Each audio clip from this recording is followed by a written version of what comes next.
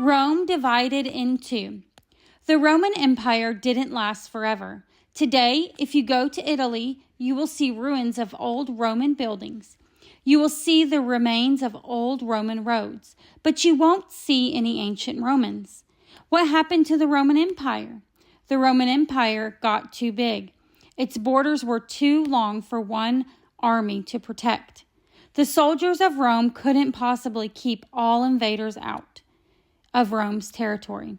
And more invaders started to wander into the Roman Empire. Ruling Rome was a little bit like having the biggest candy bar in a group of very hungry people. Everyone wanted to take it away. The emperors of Rome had to fight constantly against invaders. These invaders wanted Roman land and Roman wealth. They wanted to use the Roman roads and live in Roman villages. But they didn't want to obey the Roman emperor or pay taxes to the Roman government. So they attacked Rome's borders with armies, hoping to take Rome's countries away. The Roman emperors had a difficult time keeping invaders out. There was so much Roman land that they couldn't protect all of it at once.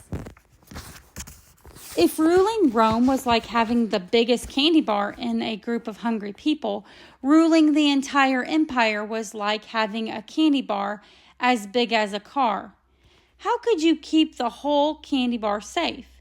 While you were protecting one side of it, a hungry person could sneak up and take a bite out of the other side. And if you ran around to protect the other side, you would leave the first side without anyone to guard it. How could you protect such a big candy bar? Do you have any ideas?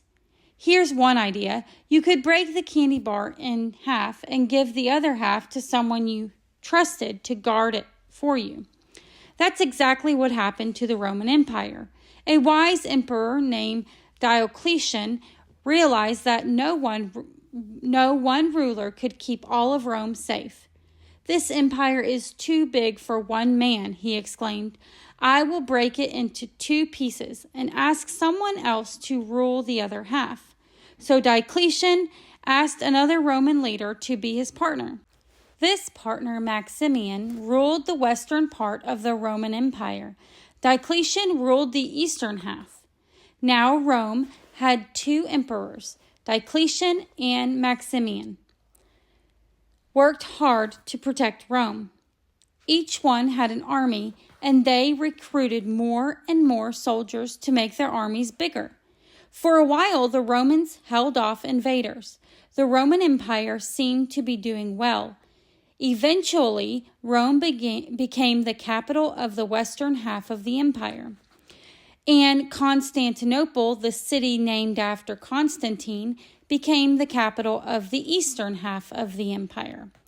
But something strange began to happen to Rome.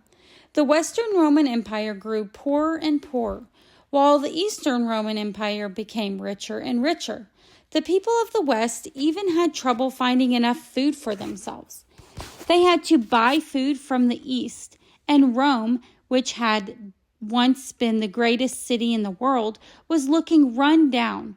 But Constantinople was a shining, beautiful city full of marble buildings with gold trim. The Western Roman Empire had other problems too. Invaders from the north kept attacking its borders, and the Western army was too weak to keep these invaders away. The people of the Western Roman Empire called the invaders barbarians because they could not understand their language, and they were frightened of the barbarians who seemed able to conquer anything in their path. The armies of the Western Roman Empire tried to fight the barbarians off, but they just kept on coming. They invaded Britain, they invaded Gaul, they invaded Spain, and soon they invaded Italy itself.